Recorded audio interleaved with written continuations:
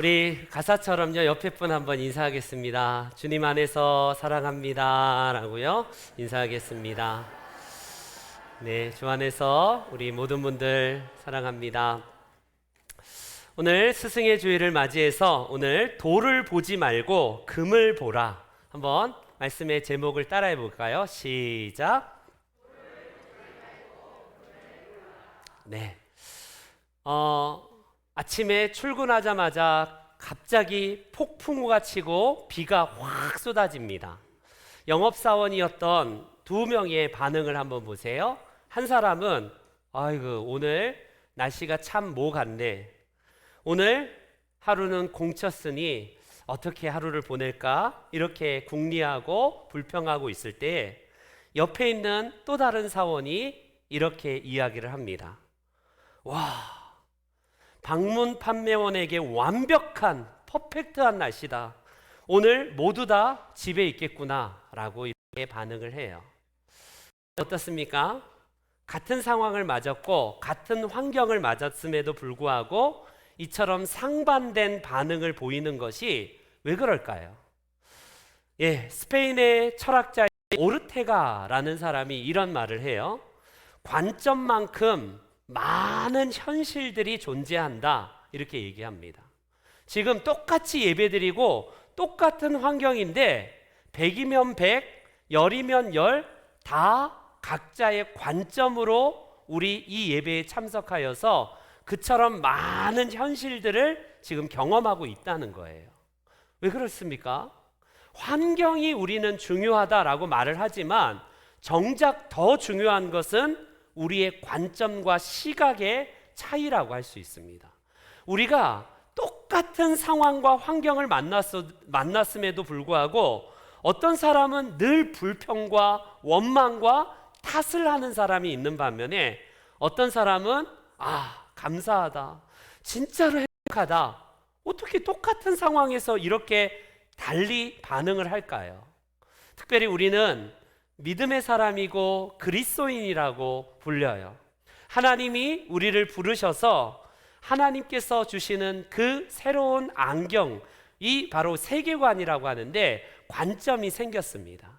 믿음의 사람들은요, 정말 다른 관점으로 세상을 바라봐요. 예컨대 다윗을 보세요. 그리고 다윗 주변에 그 어마어마한 장정들, 군사들을 보십시오. 큰 골리앗이 딱 버티고 있을 때에 이 장정들은요, 너무 크니까 도무지 이길 수 없다, 도무지 우리 싸움해봤자 100점 100패다, 끝났다, 이거거든요. 근데 다윗은요 똑같아요. 상황은 똑같습니다. 우와, 너무 크니까 아무데나 던져도 맞겠구나, 이게 이제 다윗의 관점이에요. 여러분 어떻습니까? 오늘 우리가 하나님 앞에서 믿음의 관점으로 바라보는 사람들은요, 세상을 해석이라고 하잖아요. 상황이 물론 중요하죠. 환경이 물론 모든 사람들을 지배하는 것 맞습니다. 그러나 인생은 해석이라고, 관점이라고, 시각이라고, 우리가 어떻게 바라보느냐에 따라서 그 환경도 진짜 꽃길이 될 수 있고 어떤 길은 진짜 가시밭길이 될 수 있어요. 그렇기 때문에 오늘 우리에게 있어서 관점의 차이가 얼마나 큰 영향을 미치는가, 그래서 여러분들 안경을 자꾸 바꿔 끼는 훈련들을 하셔야 돼요. 이걸 세계관이라고 하든, 쉽게 말하면 지금 천 목사가 여기에 안경에다가 빨간색을 칠하고 딱 쓰는 순간 제 눈이 문제가 아니라 이 안경이 문제가 아니겠어요? 어떤 시각을 통해서 바라보냐, 그 새빨간 세상이 돼버립니다. 파란색으로 칠해서 파란 안경을 쓰고 있다면 세상이 파랄 거예요. 관점의 차이죠. 우리 성경에는 이 관점의 차이로 극명한 삶으로 나누어지는 사람들의 이야기가 굉장히 많이 나와요. 대표적으로 민수기에 이제 하나님의 약속의 말씀을 따라서 이제 40여 년 만에 이제 가데스 바네아에서 가나안 땅으로 들어가기 전에 이제 모세의 명에 따라 각 지파에서 한 명씩 가나안 땅으로 들어갈 이제 정탐꾼을 들어갔다 나와서 보고를 합니다. 10명은요, 12명은 똑같은 상황이에요. 똑같은 환경이고 똑같은 경험을 하고 나왔습니다. 그런데 10명의 반응을 보십시오. 큰일 났다. 끝났다. 우리 할 수 없다. 도무지 우리는 메뚜기라서 우리는 저 땅을 얻을 수 없다. 왜 이 땅으로 우리를 인도해 와서 죽이려고 하느냐? 모세와 하나님을 원망하는 그 말이요, 대부분의 사람들의 관점이었어요. 근데 2명을 보십시오. 이들의 보고는 어찌 보면요, 현실적이지 않아요. 어찌 보면 앞에 10명이 객관적이거든요. 아낙 족속이 히브리 민족보다 훨씬 더 장대하고 키가 큰 거 사실입니다. 그런데 이들의 관점을 보세요. 이들은 인생의 주어가 내가 아닙니다. 하나님이 약속하신 땅이기에 과연 그 땅이 그렇다. 우리가 하나님이 함께 하시니 능히 우리가 올라가서 그 땅을 차지할 것이 승산이 있다. 하나님이 이 땅을 주셨으니 우리가 올라가자. 어때요? 10명의 관점과 2명의 관점 중 여러분 뭐예요? 똑같은 상황이고 똑같은 환경을 만났습니다. 어떤 사람에게는 그 환경이 위기고 끝나고 절망이다라고 평가하고 보고하지만 어떤 사람에게 있어서는 희망이다. 할 수 있겠구나. 아, 이거는 기회다. 하나님이 새롭게 인도해 가시는구나. 왜 이런 극명한 차이가 나옵니까? 여러분, 저는 오늘 이 아침에 우리 귀한 성도님들에게 바로 이 관점과 시각을 통해서 우리가 어떻게 인생을 바라봐야 될지, 특별히 이 관점의 차이가 누군가에게 있어서는 그냥 단순한 시각 정도가 아니라 그의 삶에 지대한 영향을 미치고 결과적으로 그의 인생이 그렇게 살아갈 수밖에 없기 때문에 이 관점은 너무나 중요하다고 할 수 있습니다. 오늘 본문에서 우리는 이 극명한 시각의 차이를 가진 2 부류를 만날 거예요.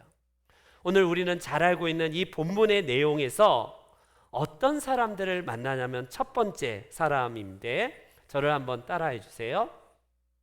선악과에 손을 내미는 사람. 시작. 아니, 갑자기 무슨 오늘 본문에 선악과가 등장하는가? 여러분, 선악과가 뭐예요? 사탄이 가장 먼저 아담과 하와를 유혹할 때에 선악과를 먹으면 너희 눈이 밝아져. 너희 하나님처럼 돼.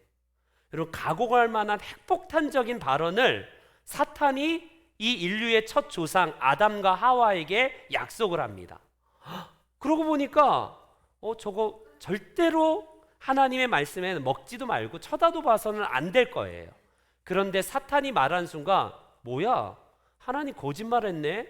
우리가 저거 먹는 순간 하나님처럼 되고, 우리가 죽지 않는다고 하는데, 아니 하나님은 죽는다고 하니까 거짓말쟁이 아니야?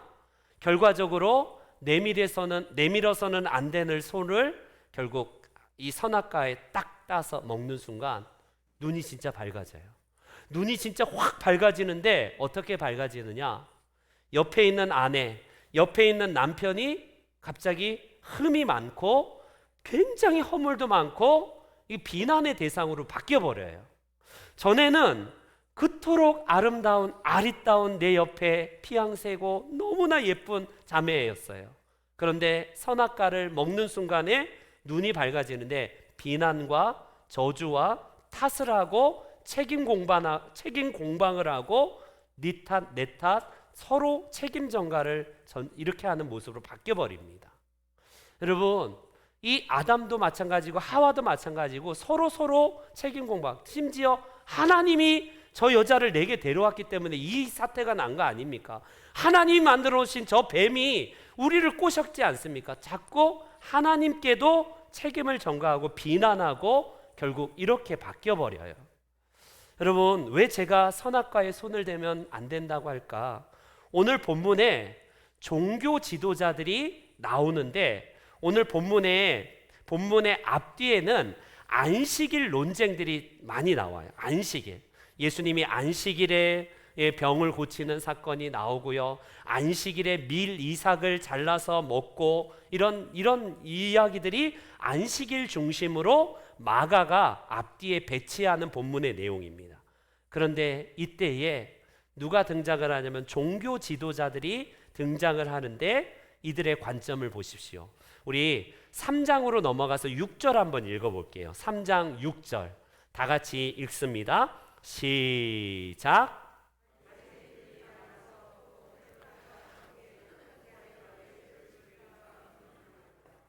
바리새인들이 나가서 헤롯 당과 함께. 여러분 쉽게 말하면 바리새인들은 종교 지도자들이에요. 헤롯 당은 그 당시에 정치 지도자들입니다. 헤롯 당과 바리새인들이 원래 친했던가? 절대로 안 친해요. 종교 지도자들과 이 정치 지도자들의 각자의 셈법이 다르기 때문에 서로 물고 먹히는 이런 관계였는데 한 가지에는 마음이 확 하나가 됩니다. 뭐에? 예수님 죽이기 위해서는 정치 지도자, 종교 지도자들이 한 마음이 돼버려요. 그래서 그들이 뭘 의논하느냐면 죽일까? 어떻게 하면 저 예수를 죽일까? 의논했다. 어떻게 하면 메시아인지 아닌지 우리 한번 이야기를 해보자. 저분이 진짜 메시아가 아닌가 우리 서로 함께 상의해보자. 이게 아니라 저 예수 제거해야겠다.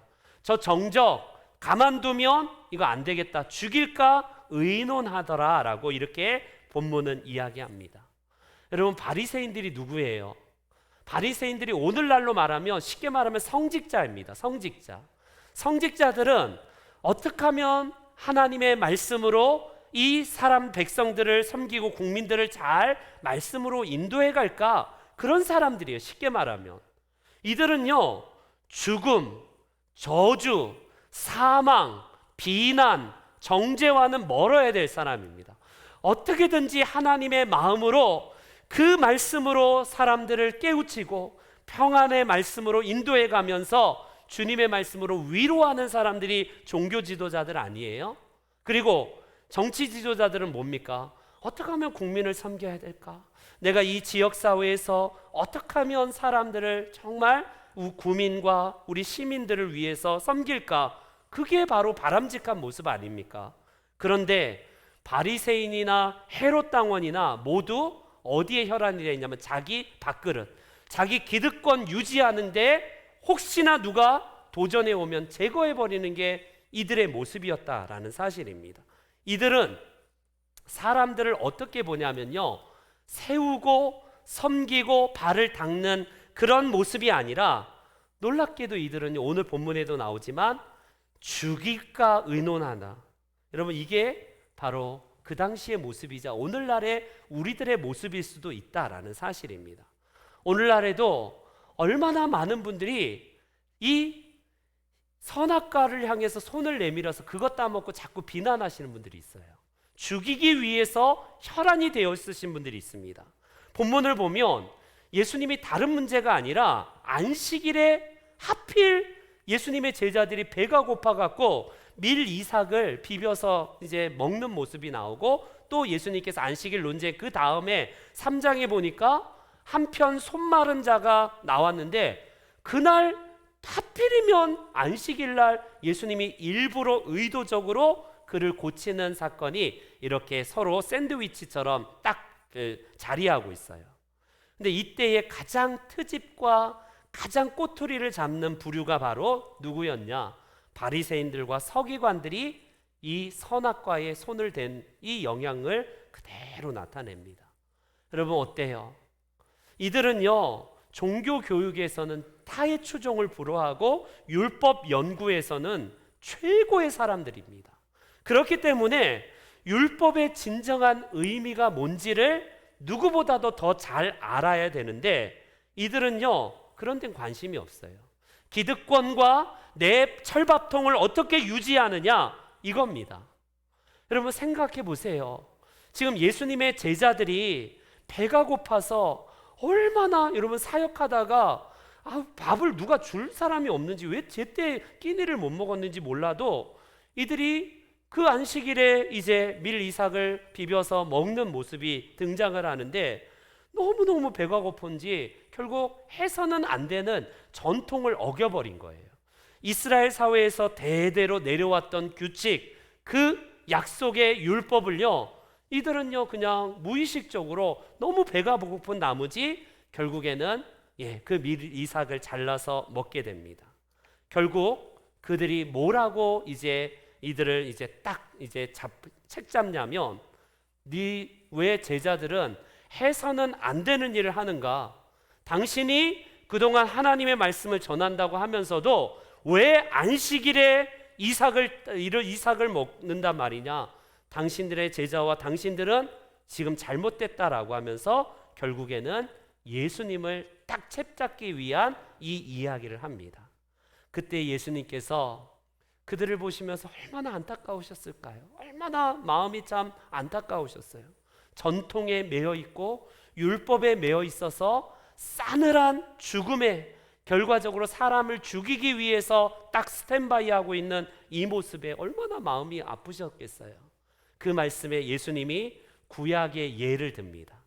구약의 율법에 따르면 제사장들이 먹어야 될 진설병은 일반 사람들이 못 먹어요. 아무리 누가 됐더라도 이 레위인 제사장들만 먹어야 되는 진설병을요, 다윗이 피난 가다가 너무 배가 고픈지 다윗의 일행이 결과적으로 제사장들이 먹어야 될 그 진설병을요 함께 먹고, 다윗도 먹고 그 배고픈 따라다니는 사람들에게 나누어 줘서 먹는 이야기가 나옵니다. 그럴 때에 율법의 명에 따르면 이거는 큰일 나는 일 아니에요? 그런데 율법의 정신은 뭡니까? 생명이에요. 안식일의 참된 의미는 생명이거든요. 그 의미를 잘 알았던 제사장들은 결과적으로 이 다윗을 먹이고 다윗을 따라다니는 사람들을 먹이게 한 사건들이 나옵니다. 그 말씀에 하나님의 평가가 너희들 왜 그랬어? 이 죄인들아, 너희들 잘못했어 라고 말씀하시지 않았다는 사실입니다. 그러면서 예수님께서 안식일의 정의를 내리시는 내용이 오늘 본문 27절 말씀이에요. 한번 읽어보겠습니다. 27절 다 같이 시작.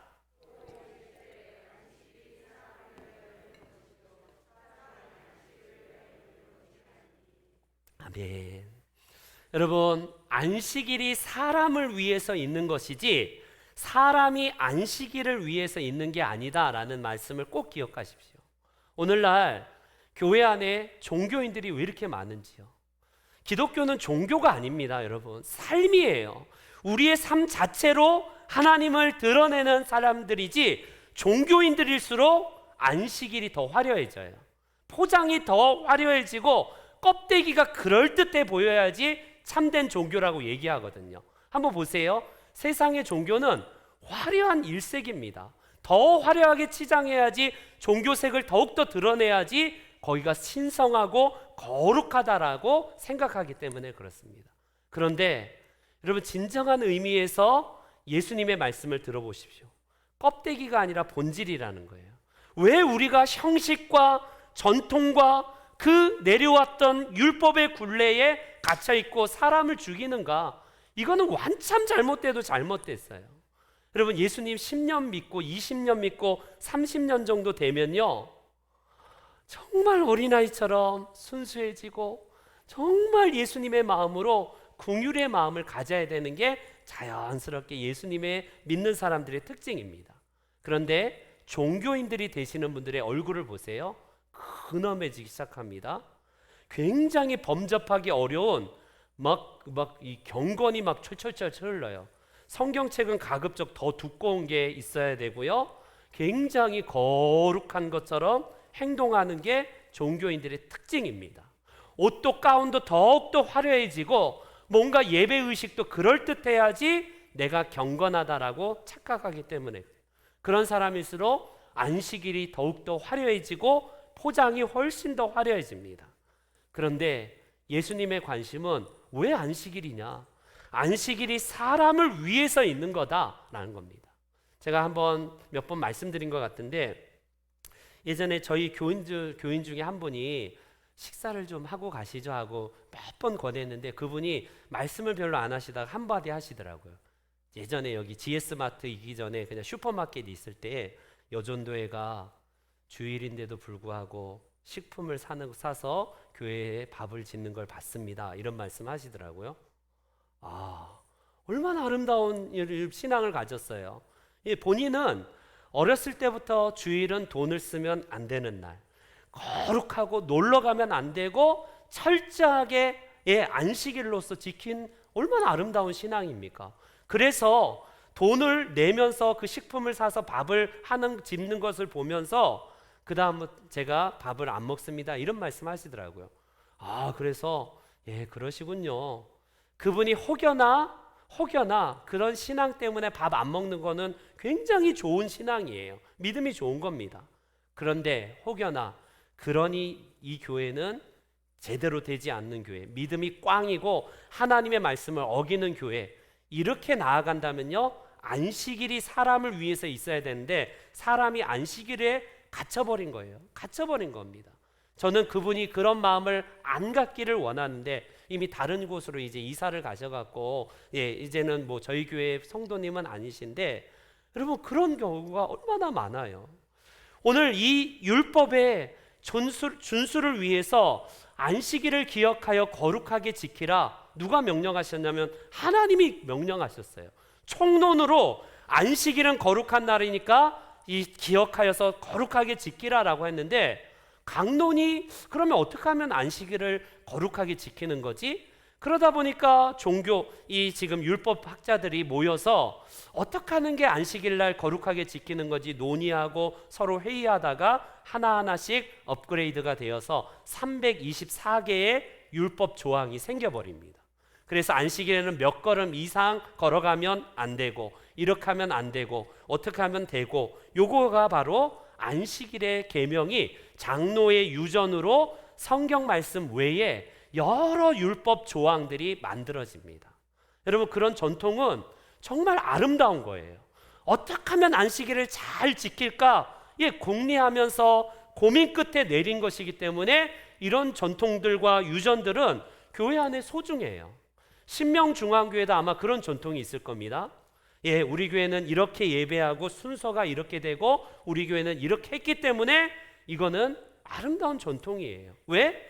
교회에서 예배를 잘 드리고 교회의 아름다운 덕을 세워가기 위해서 껍데기를 잘 포장하고 잘 만들어 놓는 거, 이거 정말 중요합니다. 그런데 혹여나 그거에 매여서 그렇게 하지 않으면 큰일 날 것처럼 얘기하면서 정말 흥분하면서 누군가를 비난하고 누군가를 향해서 꼬투리를 잡는다. 여러분 이게 비극이라는 겁니다. 이게 비극이에요. 주님께서 뭐라고 말씀하시냐면 도둑은 죽이고 멸망시키기 위해서 왔대요. 도둑이 다른 게 도둑이 아니에요. 도둑은요, 영적으로 우리가 도둑이 될 수 있습니다.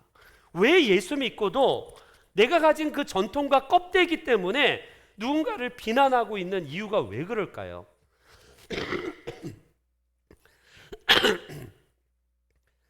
우리가 누군가를 비난한다는 것 자체는 내가 옳다라고 생각하기 때문에 그렇습니다.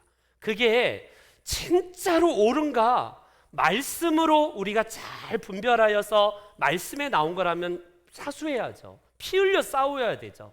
그런데 대부분 우리는 본질 때문에 누군가를 비난하지 않아요. 내가 원래 이렇게 해왔던 전통과 방식을 따르지 않는다는 이유로 비난하고 비판하면서 선악과에 자꾸 손을 대면서 날카로워져요. 예수 믿으면 말씀드렸듯이 온유해지고 성령의 열매로 아이처럼 정말 해맑은 모습으로 긍휼의 마음이 나와야 되는데 30년 정도 예수 믿으면서 얼굴이 더욱더 굳어집니다. 웃음기 싹 하나도 없고 교회 오면 허남해져 갖고 마치 그게 신앙이고 그게 진짜 믿음이고 그게 진짜 경건이라고 착각하는 경우예요. 여러분 아닙니다. 예수님 보세요. 예수님의 경건이 거룩한 게 그냥 무슨 이런 외적인 겁니까? 아닙니다. 이들은 관점이 뭐냐면 바리새인들과 헤롯 땅 종교 지도자들, 정치 지도자들은요, 비난, 죽이고 멸망시키는 게 목적이에요. 어떻게든지 꼬투리 잡아서 죽이면 되는 겁니다. 이게 목적이에요. 오늘 예수 믿는 우리는 어떻습니까? 내가 가진 시각이 혹여나 누군가를 죽이려고 한다면요, 잠시 멈추셔야 돼요. 예수님을 제대로 믿는다는 것은요, 그럴 수도 있어. 그냥 너도 나도 똑같다. 이런, 내가 뭐 그 죄를 저질러도 그냥 내버려둬라. 그냥 죄를 미워해라. 뭐 그런 말씀이 아니라 진짜 긍휼의 마음을 갖고 있는가? 그런데 나는 그렇게 하지 못할수록 더욱더 나 자신의 경건을 포장해서 더욱더 그럴듯하게 보이기 위해서 남을 죽여야지 내가 살거든요. 그래야지 내 믿음이 더 좋아 보이거든요. 그래서 너는 몇 점, 너는 왜 그렇게 신앙생활 이렇게 하느냐, 그렇게 비판하는데 앞장서고 있다면 내가 도둑이에요. 도둑. 죽이고 멸망시키는 게 목적이기 때문에 그렇습니다. 사랑하는 우리 성도 여러분, 하나님께서 우리 모든 성도님들에게 주신 그 마음, 우리 누군가를 비난하기 위해서 선악과에다 자꾸 손을 대려고 하는 우리들의 그 모습이 있다면 하나님 앞에서 그 모든 것을 잠깐 멈추시고 사랑받기 위해서 먼저 내가 사랑을 베풀고 내가 누군가를 대접해야지만이 나도 대접을 받을 수 있다는 예수님의 말씀, 황금률과 같이 누군가를 비난하는 게 있어서 앞장서지 않는 우리 성도님들이 되시기를 축원합니다. 두 번째, 저를 따라해 주세요. 두 번째입니다. 그러면 이제 두 번째는 뭐냐면요, 생명나무에 손을 대는 자. 시작. 여러분, 그 에덴 동산에는 생명나무 실과가 있다고 그랬어요. 그 나무가 어떤 나무인지 정확하게 모르지만 계시록에 보면 그 생명나무 주변으로 이제 실과가 열리고 풍성한 열매가 맺혀지는 것을 이미지화 시켜주는 말씀이 나옵니다. 예수님은 도둑과는 달리 뭐라고 하냐면, 내가 온 것은 양으로 생명을 얻게 하고 더 풍성히 얻게 하려 함이다 라고 주님이 이 말씀을 하세요. 요한복음 10장 10절에서. 여러분, 그거예요. 어떤 이는 지금도 생명나무에 손을 대어서 접근하여서 계속 풍성한 경험을 하고 누군가를 살리기 위해서 굉장히 마음을 쓰시는 분이 있지만 여전히 선악과에다가 손을 대어서 비난하고 비판하고 날카로워져요. 분석하고 평가하고 판단하는데 앞장섭니다. 그런데 예수님은요, 살리세요. 예수님 스스로가 율법의 완전히 주인 아니십니까? 그런 그분이 율법의 잣대로 사람들을 평가하고 죽이고 멸망시키지 아니하시고 살리셔요. 그러한 시각을 가지신 분이 바로 우리 예수님 아니십니까? 예수님은 여러분, 사람들의 평가는 저 쌍것들, 저 죄인들, 저 병든 자와 저 장애는 분명히 죄를 졌기 때문에 저런 거야. 하나님의 저주를 받아서 그런 거야. 늘 이분법이에요. 나는 거룩하고 잘 믿어서 하나님의 축복을 받는 것이고 저 쌍것들은 하나님 제대로 안 믿고 그렇기 때문에 믿음도 없는 사람이고 늘 죄만 짓는 죄인, 나는 상대적으로 거룩한 의인. 이게 이분법이 얼마나 강한지 몰라요. 그런데 예수님께서 놀랍게도 그분은 늘 죄인이라고 불려지고 늘 사람들의 비난과 손가락질 받는 사람 곁에 있습니다. 여러분, 이게 상상이 가요? 율법의 완성이시고 율법을 만드신 우리 하나님의 아들이신 예수님이 늘 천한 것들, 늘 쌍것들, 늘 비난받고 죄인이라고 욕을 받는 그 사람들 주변에서 친구가 되시고 먹고 마시고 그들을 자유케 하시고 진정으로 하나님 나라의 기쁨을 그들 가운데 허락하세요. 여러분, 늘 사람들의 눈치를 받고 사람들의 비난을 받는 사람들의 특징이 있잖아요. 상처가 보통 상처가 아닙니다. 근데 예수님은 놀랍게도 그들의 상처를 어루만져 주시고 아무런 격이 없이 그들 옆에서 친구가 되어주시고 함께 먹고 함께 웃으시면서 함께 우신 분이 우리 주님 아니십니까? 그런 분 곁에 바로 우리 예수님께서 살리시기 위해서 그들 옆에 계시다라는 사실입니다. 오늘 특별히 안식일에 예수님의 제자들이 밀 이삭을 먹은 사건을 가지고 시비를 걸었던 이 바리새인 그룹과 헤롯 땅의 이 무리들이 아니나 다를까 또 3장에 안식일에 하필이면 예수님께서 손 마른 사람을 고친 사건을 마가가 딱 배열합니다. 안식일 논쟁의 앞뒤로. 여러분, 누가에 의하면 누가가 의사잖아요. 그는 더 정확하게 표현하고 있는데 오른손이 말랐대요. 오른손. 마가는 그냥 한편 손 마른 자다라고 해서 어느 손인지 몰랐지만 오른손이 말랐다는 것은요, 뭘 의미할까요? 대부분 여러분 오른손을 써요. 이스라엘 사람들은 왼손잡이일지라도 왼손을 안 씁니다. 왼손을 부정한 손이라고 지금도 중동의 배경이 그러지 않나. 오른손을 못 쓰면요, 이거 불편하기 짝이 없는 사람입니다. 오른손이 말랐다는 것은 손이 마비됐다는 것이기 때문에 이게 중풍의 영향인지 아니면 어떤 사고 때문인지 뭔지는 정확하게 말을 안 해주지만 이 사람의 이 마음이 어떨 거예요? 손이 말랐다는 것은 단순히 손이 마른 것뿐만 아니라 마음이 이미 닫혀 있는 상태입니다. 얼마나 많은 사람들로부터 비난받았을까요? 너 저주받아서 그래. 너 하나님 제대로 안 섬겨서 그런 거야. 네 조상이 죄를 졌기 때문에 네가 그렇게 지금 마비가 된 거야. 별 이야기로 사람 만나면 이게 상처가 아니겠습니까? 그런데 그 사람을 의도적으로 예수님께서 안식일에 접근하시고 만나셔요. 그런데 이 장면을 딱 본 바리새인들과 서기관들이 잘됐다 하면서 이들이 어떻게 보냐면요, 3장 2절을 한번 읽어보겠습니다. 3장 2절 말씀 다 같이 시작.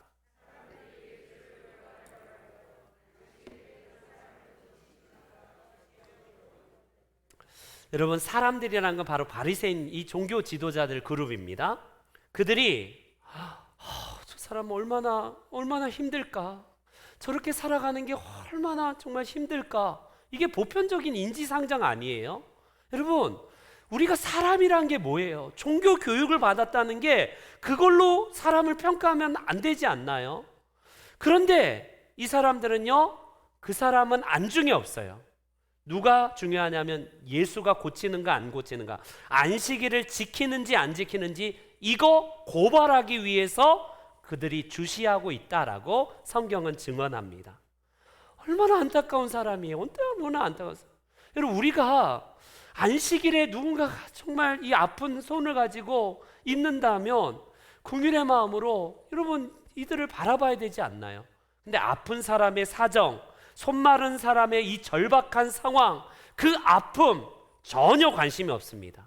그들은 자기의 철밥통을 유지하기 위해서, 기득권을 딱 지키기 위해서 예수가 안식일을 지키는지 안 지키는지, 그렇잖아도 눈엣 가시인데 안식일을 어기는지 한번 보자.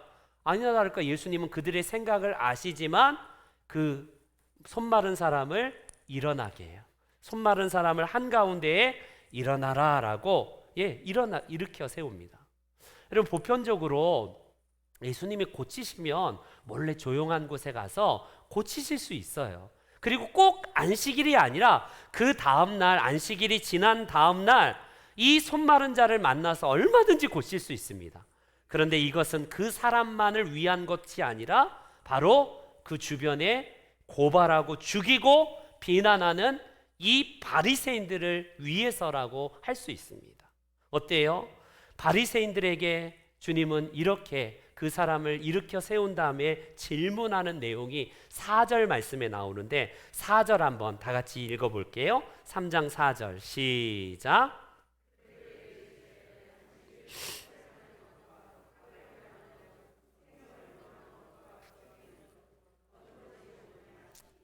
여러분, 거기까지요. 안식일에 선을 행하고 생명을 살리고 그들을 향해서 정말 좋은 일을 행하는 게 이게 진짜 안식일의 의미고 안식일이 사람을 위해서 있어야 돼요. 반대로 사람이 안식일을 위한 것은 악이라고 말할 수 있습니다. 죽이는 거예요. 죽이는 겁니다. 여러분들의 전통과 내가 가진 방식에 따라서 이렇게 해야 돼라고 하는 순간, 누군가를 비난하는 순간 여러분들은 악에 동참하고 있는 거고 그 영혼을 죽이고 있는 거예요.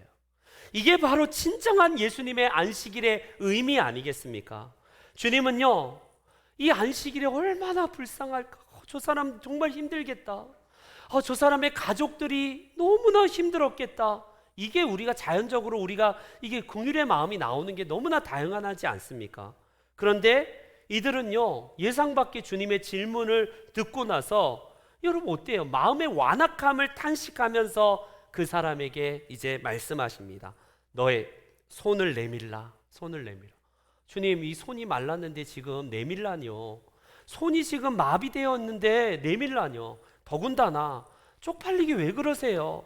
내 이 과거가 이 정말 부끄러운 손 아닙니까? 불편하기 짝이 없고 나를 힘들게 했고 수없이 많은 사람들이 이 팔 때문에 이 오른손이 마비된 것 때문에 수근수근거리고 하나님의 저주를 받아서 저 사람의 조상들의 죄야 뭐 이런 여러 가지 어떻게든지 컴플렉스고 이거 어떻게든지요 드러내고 싶지 않는 손입니다.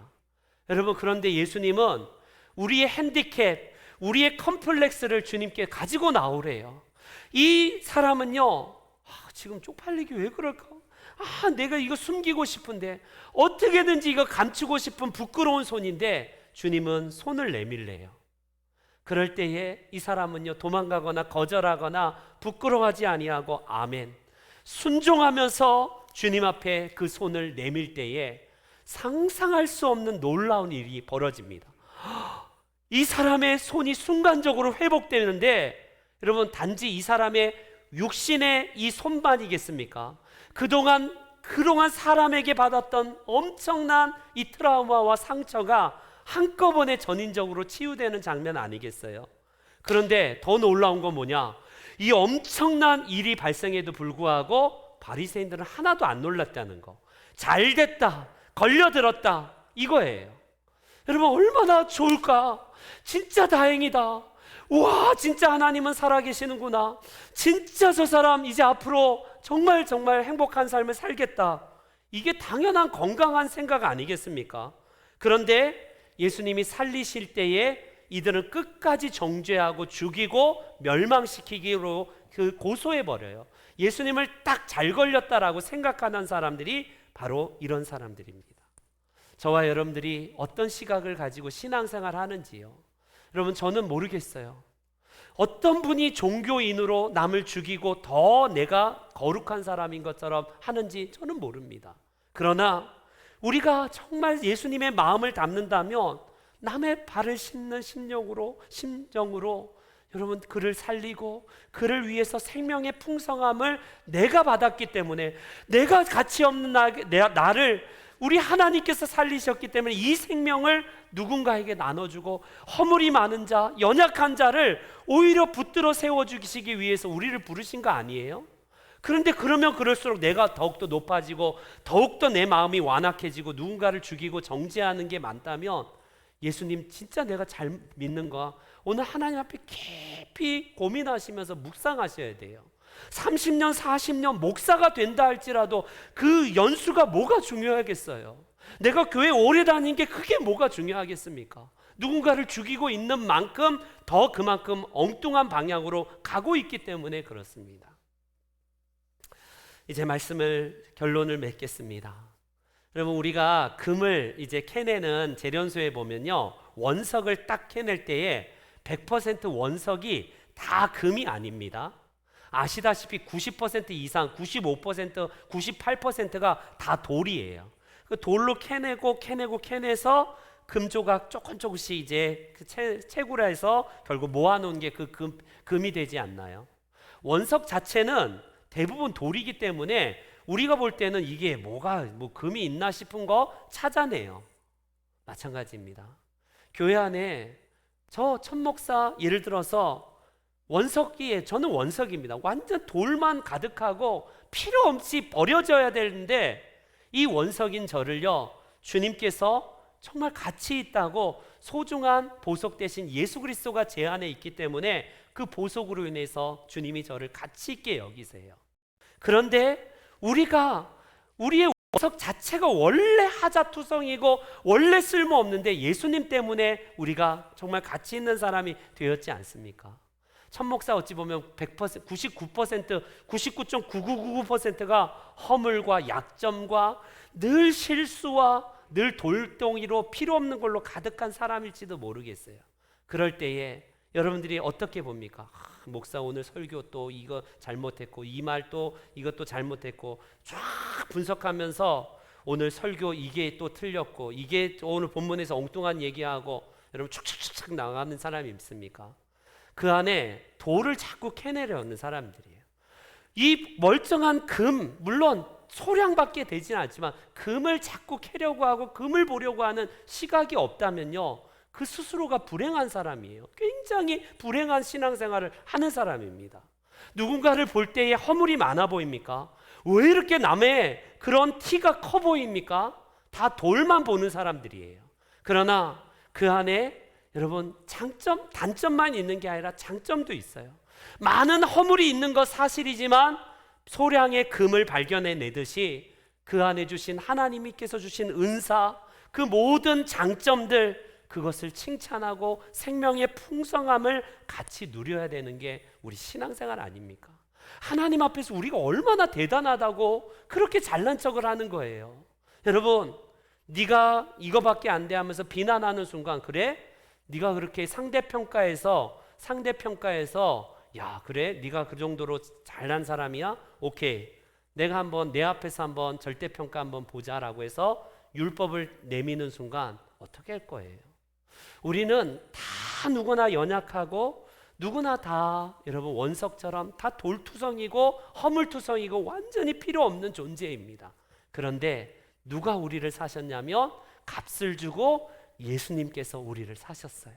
그렇기 때문에 우리가 필요 없고 허물 많을지라도 주님이 허물 많다고 필요 없다라고 하지 아니하고 그 속에 금을 보시는 분이고 금을 발견하신 분이 우리 주님이십니다.